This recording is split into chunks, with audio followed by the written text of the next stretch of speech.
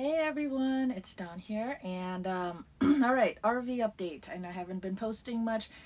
It's been a little disappointing. I came into the RV the other night and found the whole bedroom had flooded again. And my first thought was, oh my gosh, I messed up on the water pump fix and something else burst or my fix didn't work or whatever and all this.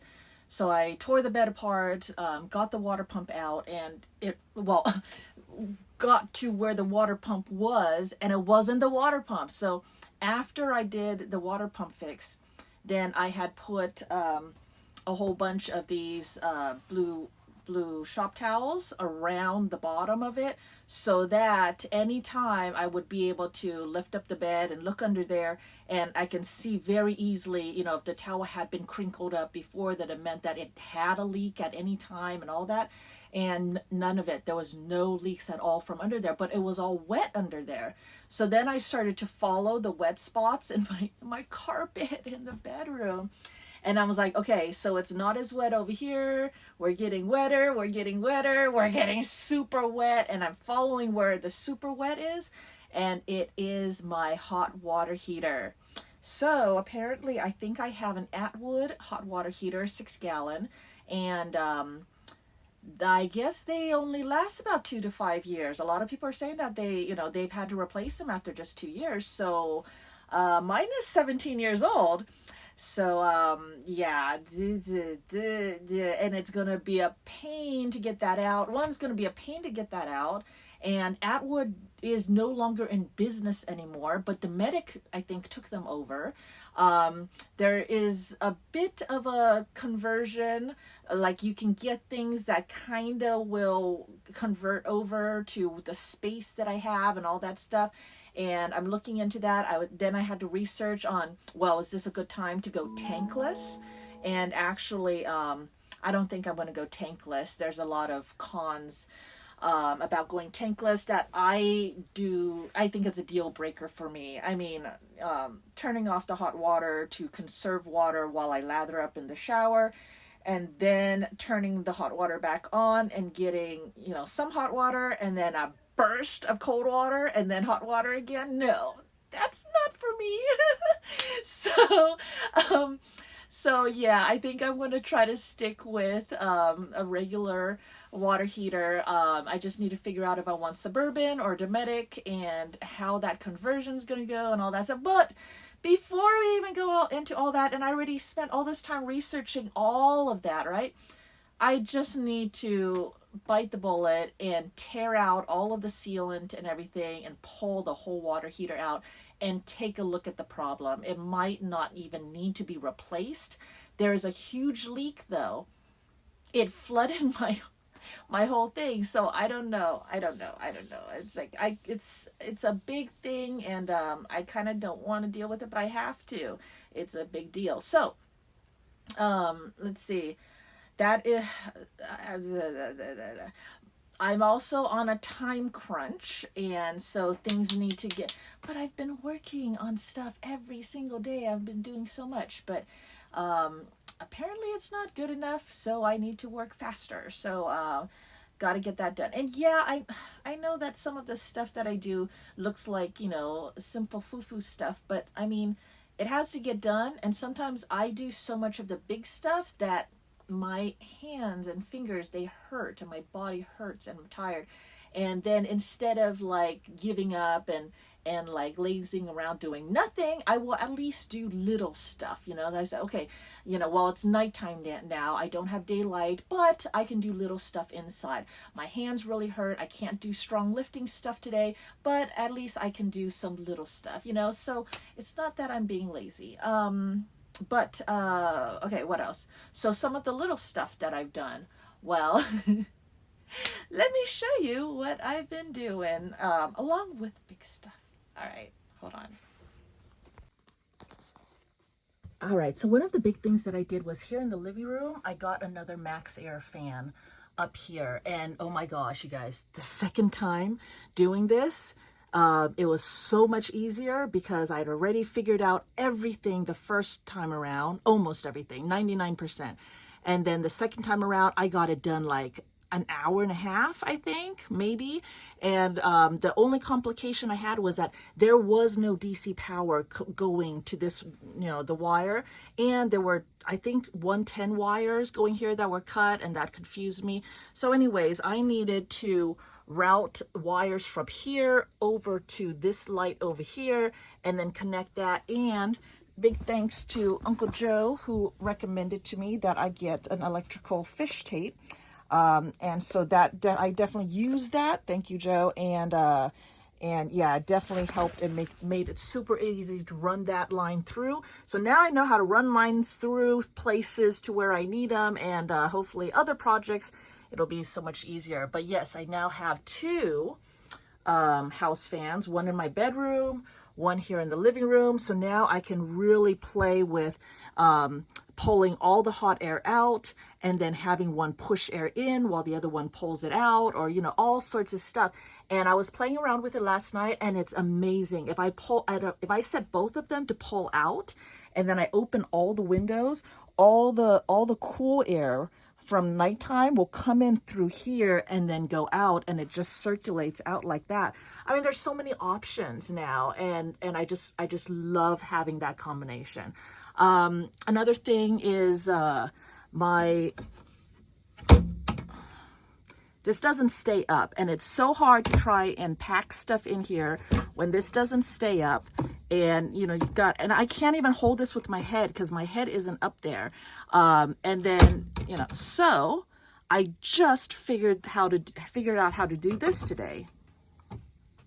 Gas struts. I just installed it onto there.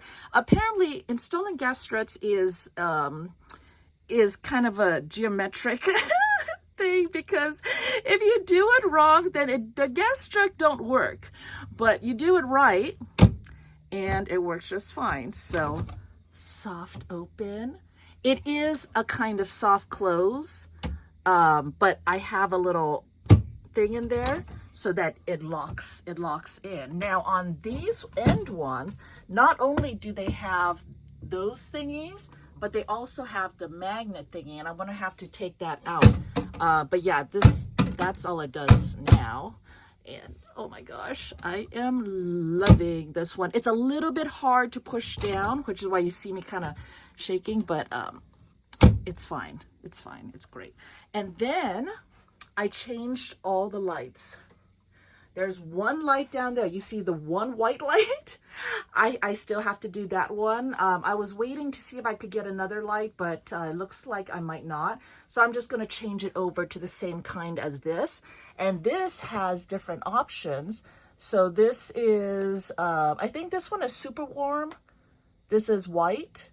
And this is baby warm, light warm, and super warm. So different modes and all that good stuff. Okay, so this is light warm, and that is super warm.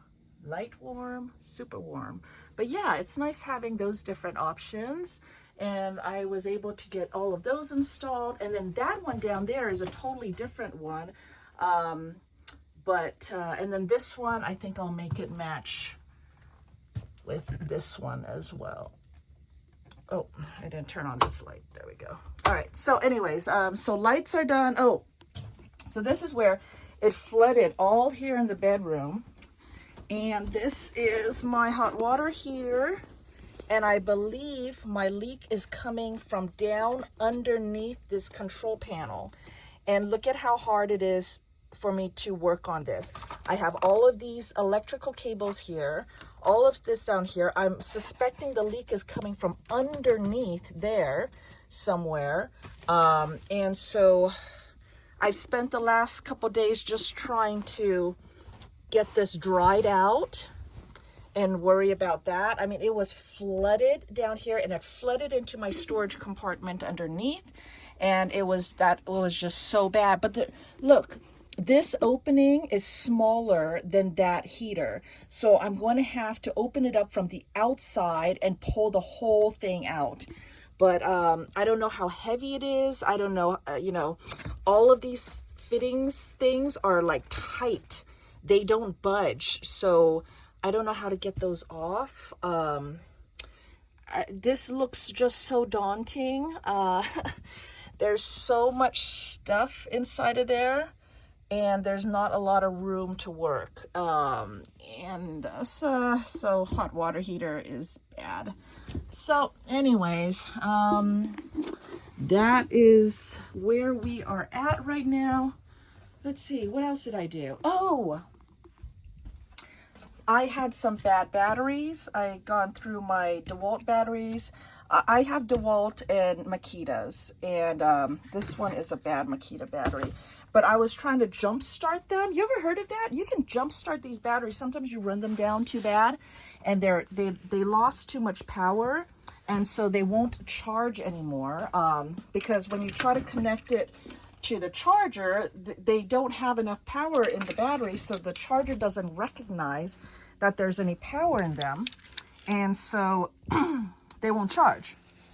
But you can jump start by taking a good battery. So you push here, say, oh, this battery is full, and then you take your dead battery and you put it next to, and then you stick. So here it will tell you, if it will focus.